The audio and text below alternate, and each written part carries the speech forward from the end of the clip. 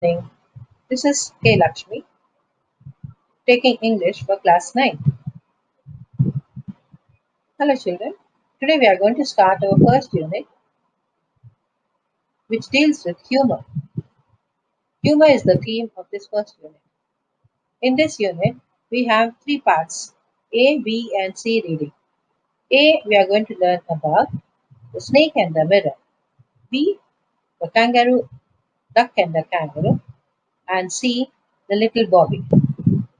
In all the three, we find humor is the main theme of it. What is humor? Humor is that makes our life more lighter and enjoyable.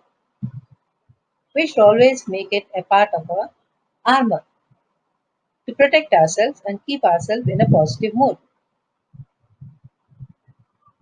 Humor is very essential in our life. In any circumstances, we should always try to keep ourselves in a positive mood. So, humor helps us to keep us in a positive mood and lightens our heart in our grief and even sorrow also. Humor is such a thing which makes us enjoy our surroundings. You must have seen when you go to the circus, there are some joker, who perform certain feats and he makes everybody laugh. So when you laugh, you forget all your sorrows and grief. Look at this picture. What do we see? A monkey looking into the mirror. When it sees the reflection of its into the mirror, he finds that there is something troubleshooting on its face. He finds it's a pimple. He thinks that this pimple is spoiling his appearance. So everybody would like to make himself look more pretty and handsome. So is this monkey.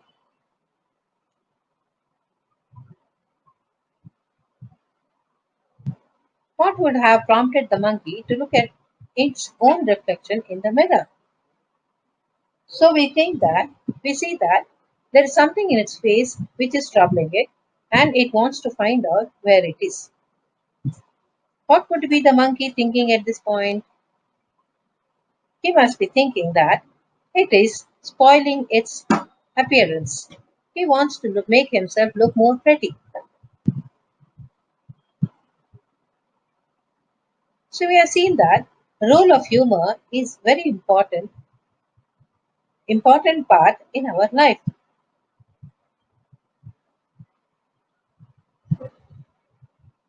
Now we are going to learn in this story, The Snake and the Mirror, the part of humor that plays in the life of the doctor.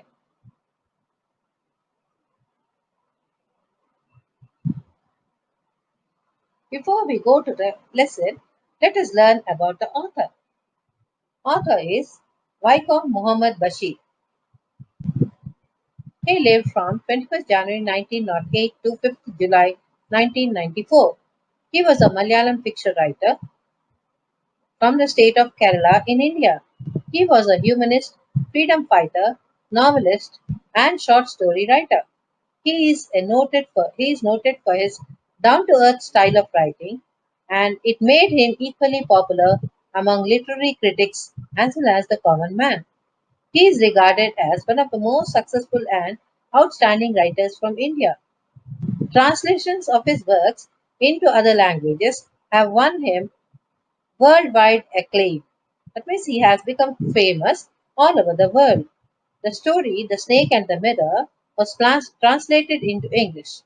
His notable works include Balya Kala Sakhi, Shabdangal, Matilukal, and Anartha Nimisham. He was awarded the Padma Shri in 1982. He is fondly remembered as the Baipur Sultan. This is all about the great author Vaikom Muhammad Bashir.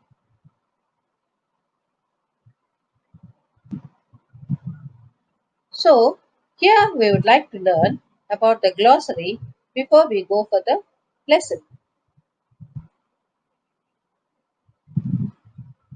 To learn the meanings given in the glossary, so that you can understand your lesson better.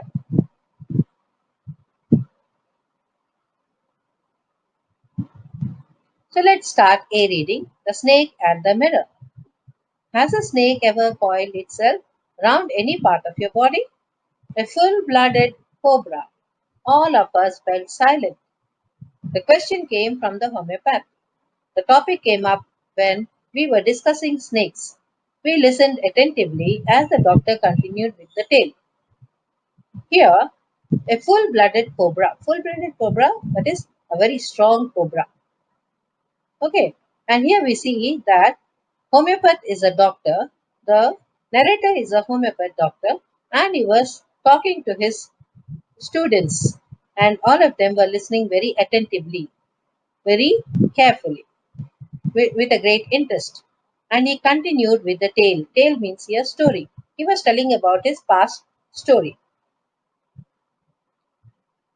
It was a hot summer night about 10 o'clock. I had my meal at the restaurant and returned to my room. I heard a noise from above as I opened the door. The sound was a familiar one. One could say that rats and I shared the room. I took out my box of matches and lighted the kerosene lamp on the table. So here, the doctor says that he had his meal in the restaurant and came back to his room. He was living in a rented house, and that was a small room.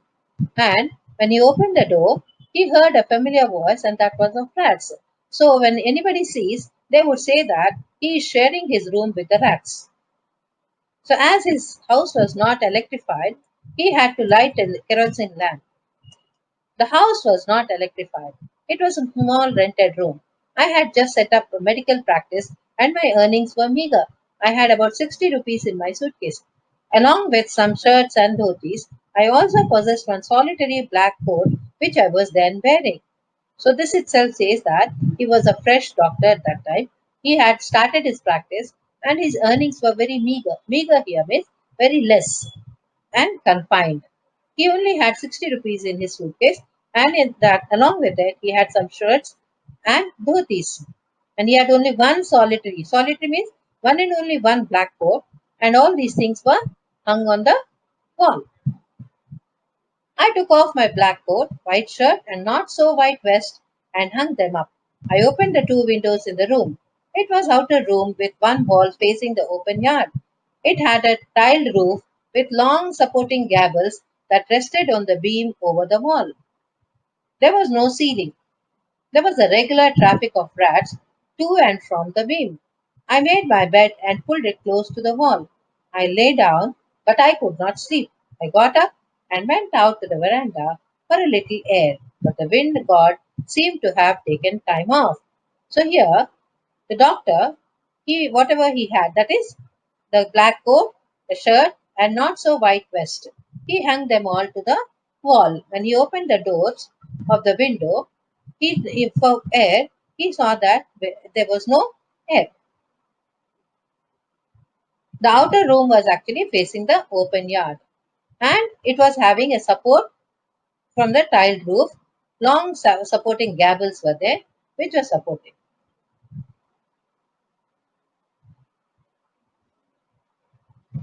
They were resting on the beam, and the rats were moving up and down from and to from one beam to another. So what he did now, he was preparing himself to sleep, but he did not get sleep. So what did he do? He got up and went into the veranda so that he could get some air. So he says, the wind god seemed to have taken time off. What do you mean by taken time off? That means taken a holiday. So when wind god takes holiday, what do you have? You don't have any air, no wind. I went back into the room and sat down on the chair. I opened the box beneath the table and took out a book, the Materia Medica. I opened it at the table on which stood the lamp, a large mirror, a small comb lay beside the mirror. So when he went back to the room, he wanted to take a reading. So he took out the book called Materia Medica. And on the table, he had a large mirror, a small comb, and beside it, a lamp.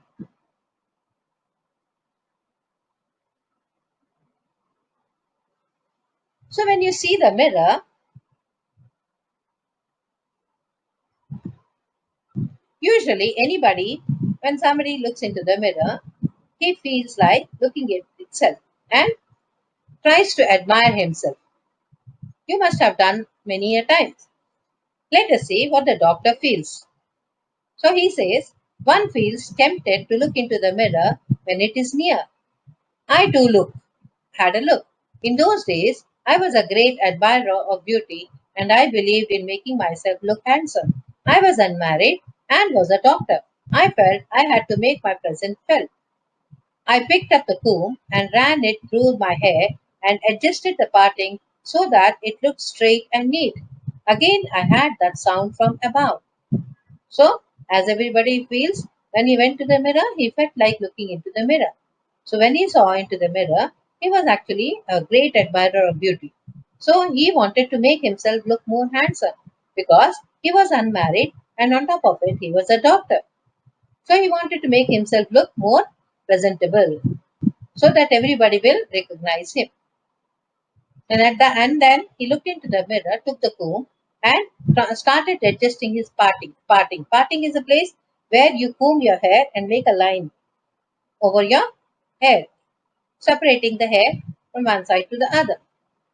At that moment, he had some more sounds, and it was the rats, obviously. So I took a close look at my face in the mirror. I made an important decision. I would shave daily and grow a thin mustache to look more handsome. I was, after all, a bachelor and a doctor.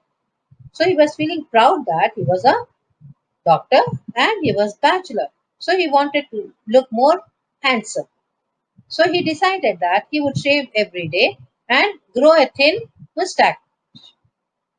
I looked into the mirror and smiled. It was an attractive smile. I made another earth shaking decision. Earth shaking means a very strong decision.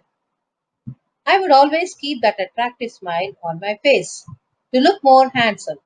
I was, after all, a bachelor and doctor too, on top of it. Again came that noise from above. I got up, lit a beady, and paced up and down the room. Then another lovely thought struck me. I would marry. I would get married to a woman doctor who had plenty of money and a good medical practice. She had to be fat for a valid reason. If I made some silly mistake and needed to run away, she should not be able to run after me and catch me. See how funny it is? He wanted to marry, and that too a fat lady, and she should be a doctor, and she should have plenty of money. See his eagerness. Okay, and why he wanted his wife to be doctor? Why he wanted his wife to be fat? For a valid reason. Valid means for a good reason. That is, if he makes some silly mistake, he will be able to run fast, and she would not be able to run and catch him. With such thoughts in my mind, I resumed my seat in the chair in front of the table. There were no more sounds from above. Suddenly, there came a dull thud as if a rubber tube had fallen to the ground. Surely, nothing to worry about. Even so, I thought I would turn around and take a look. No sooner had I turned than a fat snake wriggled over the back of the chair and landed on my shoulder. That snake's landing on me and my turning was simultaneous. See what happened at that moment. Suddenly, when he came back to his chair, he felt as if everything has become very calm. And suddenly he heard a dull thud. Thud means a sound made as if some heavy object has fallen beside. Okay, then he thought maybe okay, don't have to worry. But still, the curiosity remains, isn't it? So he tried to turn back and see. When he turned back, he was shocked to see that a snake had wriggled over his back of the chair and came and landed over his shoulder. Actually, the landing of the snake on his shoulder and his turning back almost was simultaneous. Simultaneous means what? At the same time. Two actions taking at the same time. What were the two actions? One, he turned back to see what it was, and then another, the snake landing on his shoulder. At that moment, I didn't jump. I didn't tremble. I didn't cry out. There was no time to do any such thing. The snake slithered along my shoulder and coiled around my left arm above the elbow. The hood was spread out and its head was hardly 3 or 4 inches from my face. So why he did not jump or tremble? He didn't even have the courage to cry out because before he could do all these things, the snake had already coiled around his left arm above the elbow and its hood was spread out. Hardly it was 3 to 4 inches before his face. It would not be correct to say merely that I sat there holding my breath. I was turned to stone. Actually, he was not even holding his breath. Rather, he was completely turned into a stone, motionless. But my mind was very active. The door opened into darkness. The room was surrounded by darkness. In the light of the lamp, I sat there like a stone image in the flesh. What happened? It was night. It was dark inside the room, dark outside the room, and only one lamp was lighting in front of him. He had no courage to open his mouth and shout also. So, what he says here, I felt then the great presence of the creator of this world and this universe. God was there. Suppose I said something and he did not like it, I tried in my imagination to write in bright letters outside my little heart the words, Oh God. So, here, what is the author thinking? What is the doctor thinking of the snake? He thought that there's nothing, God is there. So, who is God here? The snake in front of him is the God. And he says that if I say something and God doesn't like, what would happen? He would strike him, isn't it? Okay. So he decided that he would, in his imagination, he thought that he would write in his heart, in front of it, my little heart, oh God. So as if he was talking to God. There was some pain in my left arm. It was as if a thick leaden rod, no, a rod made of molten fire, was slowly but powerfully crushing my arm. The arm was beginning to be all strength, drained of all strength. What could I do? What happened? Suddenly, while he was thinking, the snake was coiling on his left arm and it was making his what do you call hold very hard. So his arm started paining. He felt as if it has become a big, thick leaden rod. Okay, then again he says no, because it was becoming tight. It was as if some molten fire is around his arm, crushing his arm. At my slightest movement, the snake would strike me. Death lurked 4 inches away. Suppose it struck, what was the medicine I had to take? There was no medicine. There were no medicines in the room. I was but a poor, foolish, and stupid doctor. I forgot my danger and smiled feebly at myself. See, just look at his fate here. He says that the snake was so near to his face that if he made slightest little movement also, immediately it would strike him. And he says that death was waiting for him. How far it was? Hardly 4 inches away from him. Okay. See, even though he has turned stone, but his mind was working very sharp. He realized that there was no medicine in his room at all. Okay. And then he realized that how poor he is, how foolish and a stupid doctor he is. So when the thought came to him, such a thought, he felt, as if he felt pity for himself and smiled feebly. Feebly means very lightly. He was feeling sorry for himself, for his state, or for his condition. Then it seemed as if God appreciated that. The snake turned its head. It looked into the mirror and saw its reflection. I do not claim that it was the first snake that had ever looked into the mirror, but it was certain that snake was looking into the mirror. Was it admiring its own beauty? Was it trying to make an important decision about growing a mustache or using eyeshadow and mascara or wearing a vermilion spot on its forehead? See how humorously he is thinking at this stage also.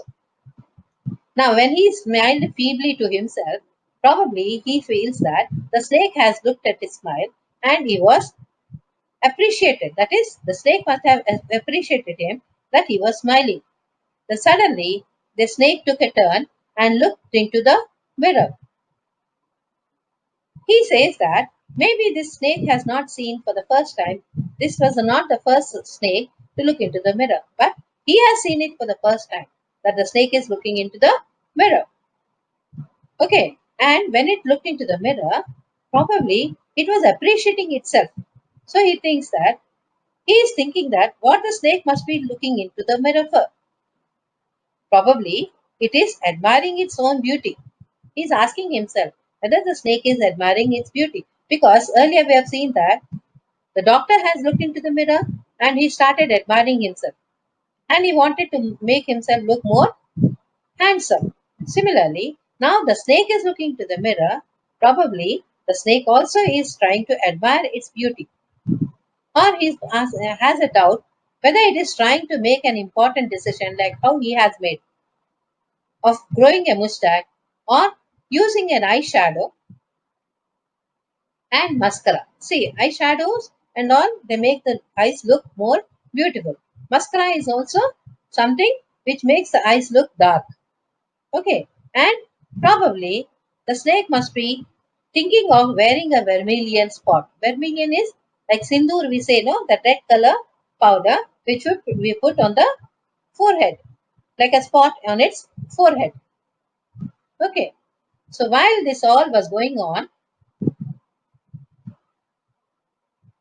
okay, then again some more thoughts came into his mind. He says, I did not know anything for certain. What sex was the snake? Was it male or a female? I will never know. But the snake unbound itself from my arm and slowly slithered into my lap. From there, it crept onto the table and moved towards the mirror. Perhaps it wanted to enjoy its reflection at close quarters. So, here at that moment, so many thoughts were coming into his mind. The doctor was thinking that he did not know whether the snake was a male or a female. Okay, whether because by the time he was thinking all these things. Suddenly, the snake unbound itself from his arm, crept into his lap, and then climbed onto the table and started moving towards the mirror, as if we wanted to have a close look into the mirror. Close quarters means close area. Okay, it wanted to see its reflection from very nearest point of the mirror. So he says, I was no mere image cut in granite. I was suddenly a man of flesh and blood. Still holding my breath, I got up from the chair. I quietly went out through the door into the veranda. From there, I leapt into the yard and ran for all was worth. Okay, just imagine. The moment the snake left his arm and went on to the table, all the blood ran into his body. He says he was no image cut in granite. Granite is a stone. He says when the snake fell on his shoulder, at that time he has completely turned into a stone, as if a statue. Now he was not a statue because the snake has left his body. It went on to the table. He is no more a granite. That is, he was no more a statue now. Suddenly he became a man, flesh and blood. That is, he became very active. A man of flesh and blood, very active now, and still holding his breath, he got up from his chair and slowly he went to the door, from there to veranda, and then leapt into the yard and ran all he was worth. That is, whatever strength he had, he took and he started running away from the house. Phew! Each of us heaved a sigh of relief. All of us lit beedies. Somebody asked, Doctor, is your wife very fat? So when the students who were listening to the doctor, when they came to know the doctor has escaped from the grip of the snake, everybody had a sigh of relief. Everybody was satisfied. Thank God, doctor was safe. And with that, everybody started. They lit their vedis.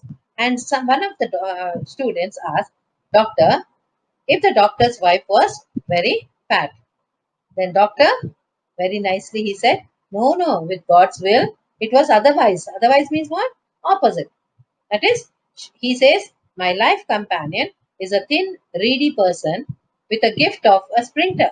That is, she is very thin, a very smart person. And she is a very fast runner also. Sprinter means, yeah, the one who runs very fast. Then one another person asked, Doctor, when you ran, did the snake follow you? The doctor replied, I ran and ran till I reached a friend's house. Immediately, I smeared oil all over myself and took a bath. I changed into fresh clothes. The next morning at about 8:30, I took my friend and one or two others to my room to remove my things from there. But we found we had little to carry. Some thief had removed most of my things. The room had been cleaned out, but not really. The thief had left behind one thing as a final insult. What was that? I asked. The doctor said, my vest, the dirty one. The fellow had such a sense of cleanliness. The rascal could have taken it and used it after washing it with soap and water. Did you see the snake the next day, doctor? The doctor laughed. I have never seen it since. It was a snake which was taken with its own beauty. So here, when doctor ran away, he ran and ran till he reached his friend's house. There, he had a fresh bath and changed his clothes. And next morning at 8:30, he went to his room to remove his things from that. He wanted to vacate that room. He didn't want to stay in that room anymore. But what he says, he wanted to bring his things away from that room. But when he reached there, he found that nothing was there in the room. He thought that some thief had removed all the things. But he says, no, no, not all the things. One thing he left it. And that was his, the waste or soiled vest. And he just made a joke saying that person must have taken that also. Why did he leave? He could have washed it with soap and water. Okay. And then another student asked if he had seen the snake anymore. He said that was the last one. Probably the snake was admiring its own beauty. It was a snake which was taken with its own beauty. That is, maybe the snake has liked its beauty, and it was carried away with its beauty. So this with this we end the lesson. The Snake and the Mirror, written by Vaikom Muhammad Bashir.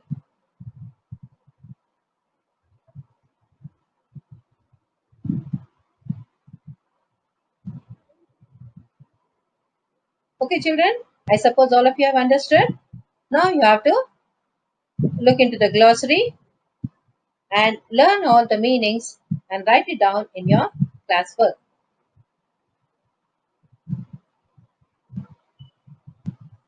In the next video, we shall learn our grammar part. Till then, thank you.